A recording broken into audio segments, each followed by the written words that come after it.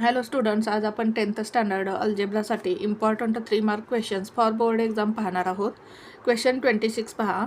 Solve the following quadratic equation by formula method. या ठिकाणी आपल्याला एक क्वाड्रॅटिक इक्वेशन दिलेलं आहे. 3m² - m - 10 = 0 आणि हे क्वाड्रॅटिक इक्वेशन आपल्याला फॉर्म्युला मेथडने सॉल्व करायचं आहे. आता फॉर्म्युला मेथडने एक्झाम्पल सॉल्व करताना आपण 4 स्टेप्स फॉलो करणार आहोत. आता फर्स्ट स्टेपमध्ये काय करणार आहोत आपण, हे जे आपल्याला क्वाड्रॅटिक इक्वेशन दिलेलं आहे हे आपण ax² + bx + c = 0 या इक्वेशनशी कंपेअर करणार आहोत आणि आपण a, b आणि c ची व्हॅल्यू काढून घेणार आहोत. सेकंड स्टेपमध्ये काय करायचं आहे, आपल्याला b² - 4ac ची व्हॅल्यू काढून घ्यायची आहे. थर्ड स्टेपमध्ये काय करणार आहोत आपण, आपल्याला फॉर्म्युला लिहून घ्यायचा आहे. काय आहे formula, x = -b ± √b² - 4ac / 2a. आणि फोर्थ स्टेपमध्ये काय करणार आहोत आपण, या फॉर्म्युलामध्ये a, b आणि c च्या व्हॅल्यू करणार आहोत आणि रूट्स फाइंड करणार आहोत. पहा, सॉल्व करू आपण एक्झाम्पल. प्रथम आपण हे इक्वेशन लिहून घेऊ. 3m² - m - 10 = 0. Comparing this equation with am² + bm + c = 0. आता m² चा कोएफिशियंट a आहे, म्हणजेच येथे a ची व्हॅल्यू काय येईल, या ठिकाणी m² चा कोएफिशियंट 3 आहे, म्हणजेच a ची व्हॅल्यू काय येईल 3. b आता m चा कोएफिशियंट b आहे, या ठिकाणी m चा कोएफिशियंट -1. c ची व्हॅल्यू काय येईल पहा, c म्हणजेच कॉन्स्टंट टर्म काय आहे -10. आता सेकंड स्टेपमध्ये काय करू आपण, b² - 4ac ची व्हॅल्यू काढून घेऊ. b² - 4ac = आता b ची व्हॅल्यू काय आहे पहा, -1, म्हणजेच काय येईल -1चा स्क्वेअर - 4ac म्हणजेच 4 × a, a ची व्हॅल्यू काय 3 × c, c ची व्हॅल्यू काय -10. -1चा स्क्वेअर काय येईल 1 -4 3 = 12, 12 × 10 किती येईल 120 आणि साइन काय येईल -120. 1 मायनस प्लस होईल, 1 + 120 किती येईल 121. म्हणजेच आपल्याला b² - 4ac ची व्हॅल्यू किती मिळाली 121. आता थर्ड स्टेपमध्ये काय करू आपण, फॉर्म्युला लिहून घेऊ. x = -b ± √b² - 4ac / 2a. Fourth step काय आहे आपली, याच्यामध्ये आपण a, b आणि c ची व्हॅल्यू पुट करू. आता -b ची व्हॅल्यू किती आहे पहा, -1 आहे. पहिला मायनस साइन आपण लिहून घेऊ. b ची व्हॅल्यू काय -1, ब्रॅकेटमध्ये -1 घेऊ. प्लस मायनस √ आता b² - 4ac ची व्हॅल्यू आपण काढून घेतलेली आहे, किती आहे 121. म्हणजे या ठिकाणी काय येईल 121 अपॉन 2a, 2 × a, a ची व्हॅल्यू किती आहे पहा 3. या ठिकाणी मायनस मायनस काय होईल प्लस, म्हणजेच 1 येईल. प्लस मायनस आता 121चा स्क्वेअर रूट काय आहे 11 अपॉन 3 × 2 = 6.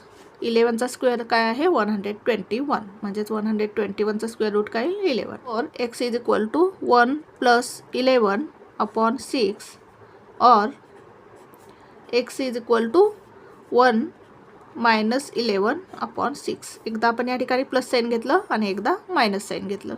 देअरफॉर x = 11 + 1 12, 12 अपॉन 6 और x = 1 - 11 किती येईल 1 - 11 -10 अपॉन 6. भागालो आपण 6 × 1 = 6, 6 × 2 = 12.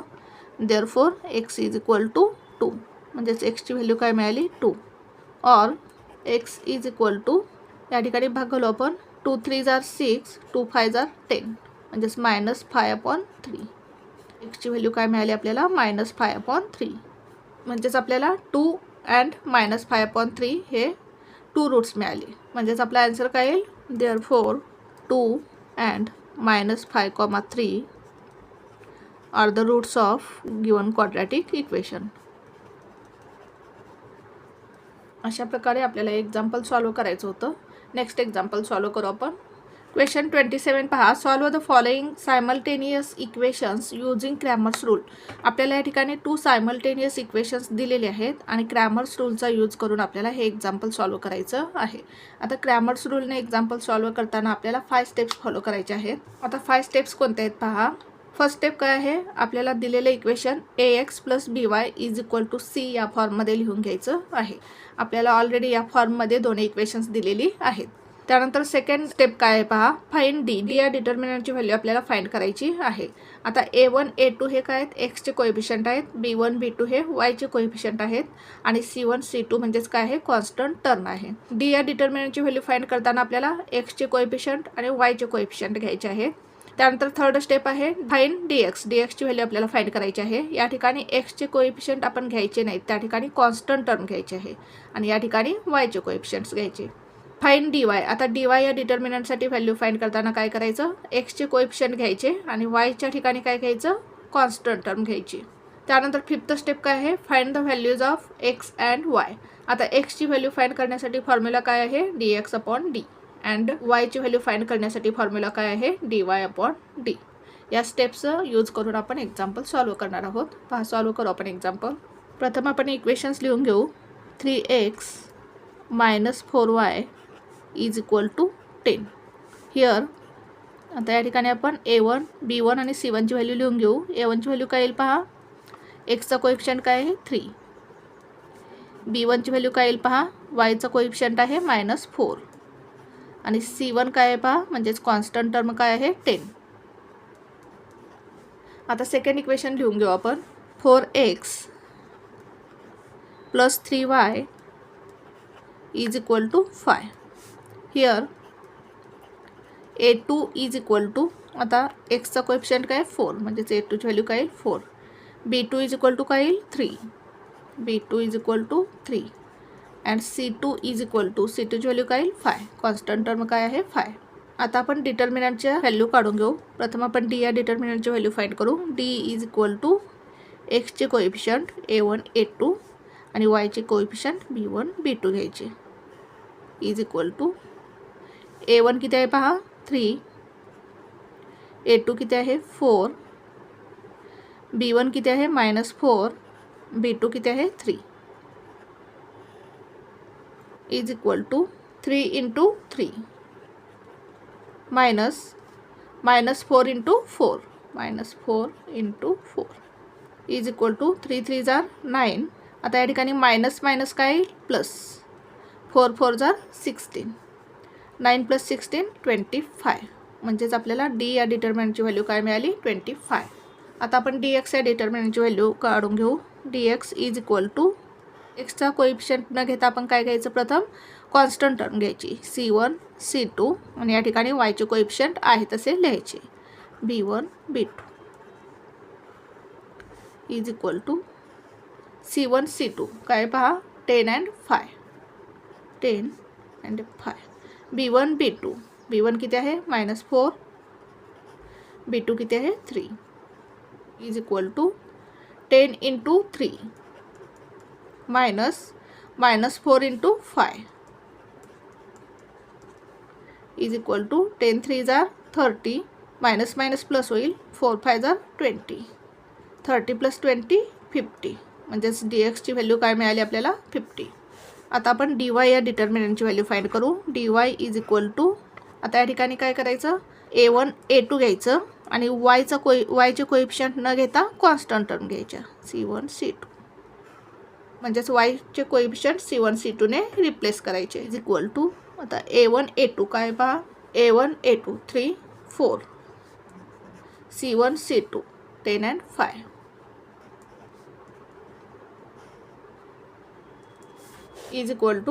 3 5 = 15 -10 4 = 40.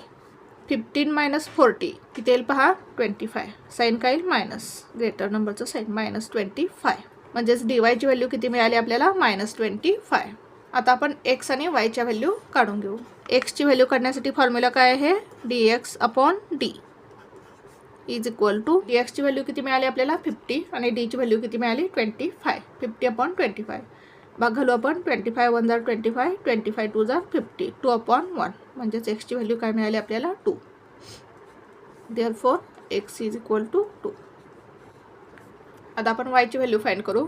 Y is equal to dy upon D. dy किती आहे पहा, -25 अपॉन डी. डी किती मिळाला आपल्याला 25 भाग घालू आपण. 25 × 1 = 25, 25 × 1 = 25, म्हणजेच काय -1. म्हणजेच वायची व्हॅल्यू काय मिळाली आपल्याला -1. Therefore y is equal to -1. Solution लिहू आपण खाली. या ठिकाणी लिहू आपण by Cramer's rule x is equal to dx upon D and y is equal to dy upon D. Answer लिहू आपण खाली. x, y is equal to एक्सची व्हॅल्यू किती मिळाली 2, वायची व्हॅल्यू किती मिळाली -1 इज द सोल्युशन. अशा प्रकारे आपल्याला हे एक्झाम्पल सॉल्व करायचं होतं. नेक्स्ट एक्झाम्पल सॉल्व करू आपण. एक्झाम्पल 28 पहा काय दिलं आहे. 50 shares of face value ₹10 were purchased for market value of ₹25. काय सांगितलेलं आहे आपल्याला, 50 शेअर्स परचेस केलेले आहेत, त्याची मार्केट व्हॅल्यू किती आहे ₹25 आणि फेस व्हॅल्यू किती आहे ₹10. Company declared 30% dividend on the shares. कंपनीनं 30% डिव्हिडंड शेअर्सवरती डिक्लेअर केलेला आहे आणि आपल्याला काय फाइंड करायचं आहे, सम इन्व्हेस्टेड, डिव्हिडंड रिसिव्ड आणि रेट ऑफ रिटर्न आपल्याला फाइंड करायचा आहे. आता आपल्याला यासाठी हे तिन्ही फॉर्म्युले माहिती असायला हवेत. पहा फॉर्म्युले काय आहेत. सम इन्व्हेस्टेड काढण्यासाठी फॉर्म्युला काय आहे, number of shares into market value. त्यानंतर डिव्हिडंड रिसिव्ड काढायचा आहे आपल्याला. त्याच्यासाठी फॉर्म्युला काय आहे, dividend per share is equal to rate of dividend into face value. Dividend हा फेस व्हॅल्यूवरती काढला जातो. त्यानंतर टोटल डिव्हिडंड कसा काढणार आपण, number of shares into dividend per share. त्यानंतर रेट ऑफ रिटर्नसाठी फॉर्म्युला काय आहे, dividend income upon sum invested into 100. हे फॉर्म्युले यूज करून आपण एक्झाम्पल सॉल्व करू. प्रथम आपण गिवन लिहून घेऊ. गिवन काय काय दिलेलं आहे पहा आपल्याला. नंबर ऑफ शेअर्स दिलेला आहे, किती शेअर्स आहेत 50. Number of shares is equal to 50. त्यानंतर फेस व्हॅल्यू दिलेली आहे. फेस व्हॅल्यू किती आहे पहा, ₹10. FV is equal to ₹10. Market value दिलेले आहे ₹25. Market value that is MV is equal to ₹25. Rate of dividend दिलेला आहे आपल्याला 30%. Rate of dividend is equal to 30%. आता प्रथम आपण सम इन्व्हेस्टेड काढून घेऊ. Sum invested is equal to, सम इन्व्हेस्टेडसाठी फॉर्म्युला काय आहे, number of shares into market value. आता नंबर ऑफ शेअर्स किती आहेत 50 into market value. Market value किती आहे 25. किती येईल पहा, 25 0 = 0, 25 5 = 125. म्हणजे सम इन्व्हेस्टेड किती मिळाले आपल्याला ₹1250. हे झालं आपलं फर्स्ट आन्सर. त्यानंतर आपल्याला काय विचारलेलं आहे, सेकंड डिव्हिडंड रिसिव्ड. बी काय विचारलेलं आहे आपल्याला, डिव्हिडंड रिसिव्ड. आता dividend is equal to formula काय आहे आपला, rate of dividend into face value. आता रेट ऑफ डिव्हिडंड किती दिलेला आहे आपल्याला 30%, म्हणजेच काय 30/100. 30% म्हणजेच 30/100 into face value. Face value किती दिलेले आहे 10. हा 0 कॅन्सल होईल. 10 × 1 = 10, 10 × 3 = 30 is equal to ₹3. Dividend per share किती मिळाला ₹3. हा काय काढला आपण, डिव्हिडंड पर शेअर. एका शेअरसाठी डिव्हिडंड किती मिळाला आपल्याला ₹3. आता आपण टोटल डिव्हिडंड काढून घेऊ. Total is equal to number of shares into dividend per share. Number of shares किती आहेत 50 इंटू डिव्हिडंड किती आहे 3. 50 3 = 150. म्हणजेच टोटल डिव्हिडंड किती मिळाला आपल्याला ₹150. लिहू या ठिकाणी आपण, dividend received is equal to ₹150. त्यानंतर सी काय फाइंड करायचं आहे आपल्याला, rate of return. Rate of return. आता रेट ऑफ रिटर्नसाठी फॉर्म्युला काय आहे, dividend upon sum invested into 100.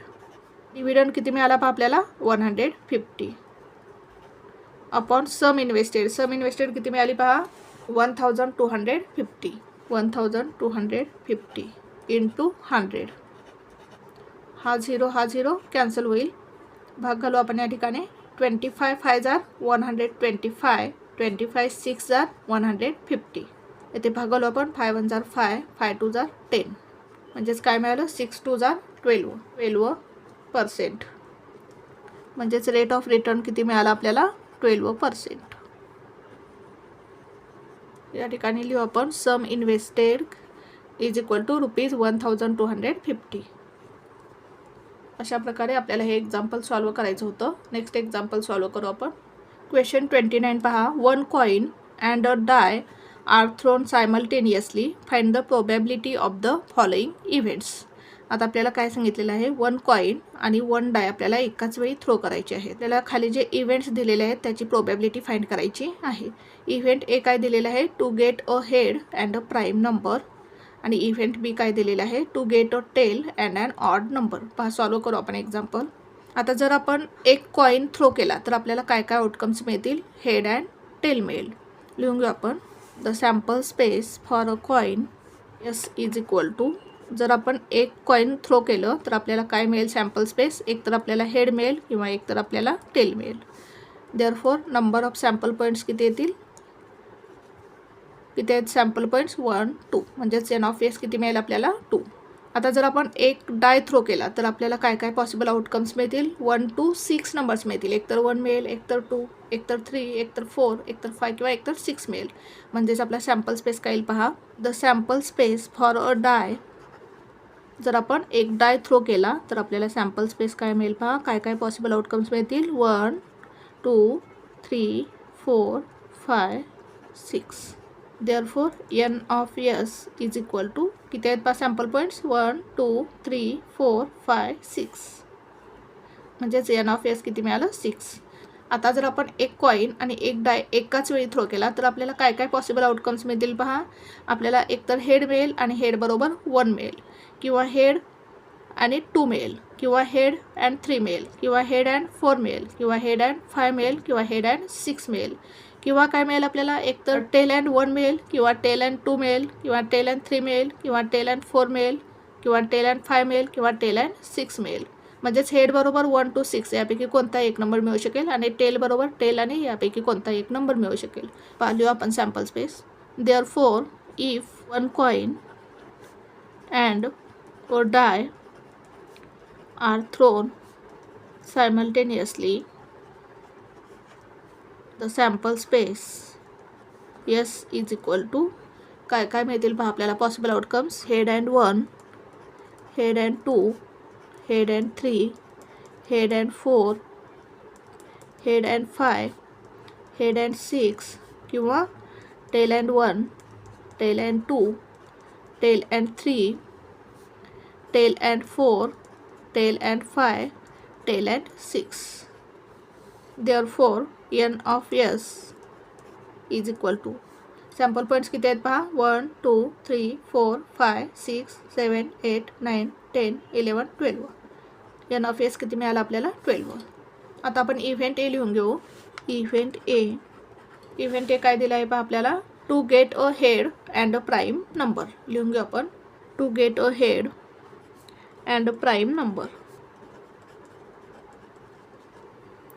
मग ए मध्ये कोणकोणते आउटकम्स येतील पहा.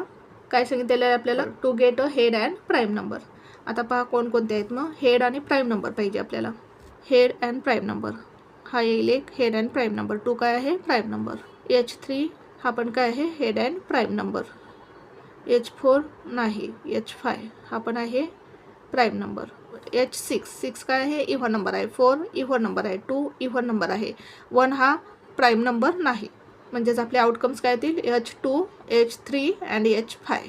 H2 H3 and H5. Therefore n of A sample points किती आहेत पहा 1 2 3. म्हणजेच n ऑफ ए किती मिळालं 3.